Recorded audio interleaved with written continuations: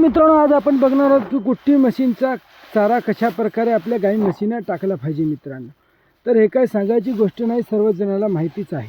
तर मित्रांनो, आता आपला विषय असा आहे की कुट्टी मशीनचा चारा म्हणजे मित्रांनो, जर आपल्याजवळ व्यवस्था असेल तर याच्यामध्ये वाळलं कडब्याच्या पेंड्या, ऊसाचे धांडे आणि मिस्टिक चारा. आता आपण बघू शकता याच्यामध्ये आपण 4G नेपियर आणि टाळका व ऊस काढलेला आहे मित्रांनो. आणि जर शक्य नसेलच आपल्याजवळ एकच चारा असेल तर आपण एकच चारा जरी टाकला आपल्या गाई म्हशींना तरी हरकत नाही मित्रांनो.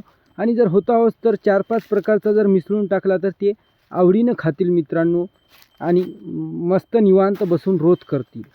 आपला चारा नाश होणार नाही व उल्हासाने खातील आणि आपलं उत्पन्न वाढेल मित्रांनो वाळल्यामुळे.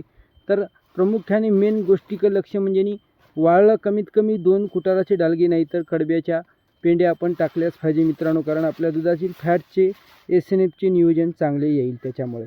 Like, subscribe. धन्यवाद. जय जवान जय किसान.